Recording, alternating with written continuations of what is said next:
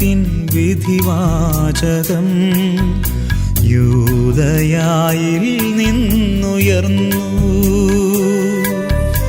അപരാധമന്നേറെ ആരോപിച്ച് വിധിയാളനും വിധിയേകി.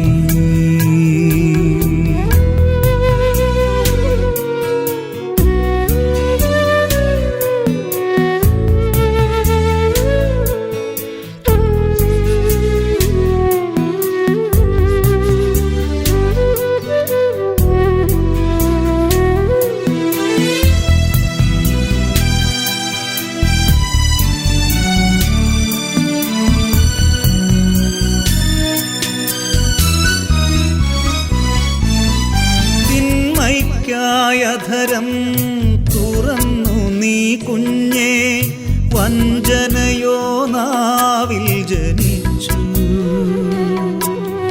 തിന്മയ്ക്കായ ധരം തുറന്നു നീ കുഞ്ഞേ, വഞ്ചനയോ നാവിൽ ജനിച്ചു. സ്തുതി പാടുവാൻ തന്ന നാവിൻ്റെ പിഴകൾ നാവാലിന്നിവരേറ്റു പറയാം. സ്തുതി പാടുവാൻ തന്ന നാവിൻ്റെ പിഴകൾ നാവാലിന്നിവരേറ്റു പറയാം. കുഞ്ഞാടിൻ മരണത്തിൻ വിധിവാചകം യൂദയായിൽ നിന്നുയർന്നു. അപരാധമന്നേറെ ആരോപിച്ച് വിധിയാളനും വിധിയേകി.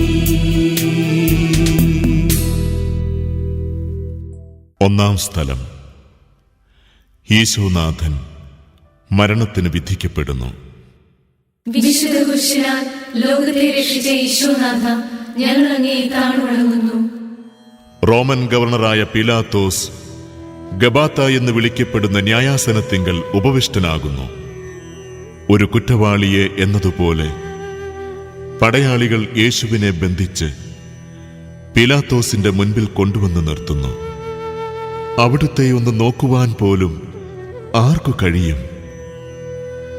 അവഹേളനത്തിന്റെ കോരമ്പുകളായി തലയിൽ കാരമുൾമുടി, ഉണങ്ങി വരണ്ട അധരങ്ങൾ, നിഷ്ഠൂരമായ ചമ്മട്ടിയടിയേറ്റു മുറിഞ്ഞ ശരീരം, മേനിയിൽ നിന്നും വാർന്നൊഴുകുന്ന രക്തത്തിൽ നനയുന്ന വസ്ത്രങ്ങൾ, വിറയ്ക്കുന്ന കൈകാലുകൾ, മനസ്സിൽ പ്രിയമുള്ളവർ തന്നെ ഉപേക്ഷിച്ചു പോയ ദുഃഖം. ഈ നീതിമാന്റെ രക്തത്തിൽ എനിക്ക് പങ്കില്ല എന്ന് പറഞ്ഞ് കൈകൾ കഴുകിക്കൊണ്ട് പീലാത്തോസ് ഈശോയെ ക്രൂശിക്കുവാൻ ഏൽപ്പിച്ചു കൊടുക്കുന്നു. കുറ്റമില്ലാത്തവൻ കൊടും പാപിയായി വിധിക്കപ്പെടുന്ന ആ നിമിഷത്തിൽ പോലും മനുഷ്യപുത്രൻ നിശബ്ദനായി നിൽക്കുന്നു. ഈശോനാഥ, അങ്ങ് നന്മയുടെ നിറവായിരുന്നിട്ടും കുരിശുമരണത്തിന് വിധിക്കപ്പെട്ടുവല്ലോ. വിധിക്കപ്പെടാതിരിക്കുവാൻ നിങ്ങളും വിധിക്കരുത് എന്നരുളി ചെയ്ത മിശിഹായെ, മറ്റുള്ളവരെ വിധിക്കാതിരിക്കുവാനും ചെയ്യാത്ത കുറ്റങ്ങൾക്ക് ശിക്ഷ അനുഭവിക്കേണ്ടി വരുന്നവരെ സഹായിക്കുവാനും എന്നെ ശക്തിപ്പെടുത്തണമേ. കുടുംബത്തിലും സമൂഹത്തിലും ഞാൻ കുറ്റക്കാരനായി തെറ്റിദ്ധരിക്കപ്പെടുന്ന നിമിഷങ്ങളിൽ അങ്ങയെപ്പോലെ സഹിക്കുവാൻ എന്നെ ശക്തനാക്കണമേ. കർത്താവേ, ഞങ്ങളെ അനുഗ്രഹിക്കണമേ.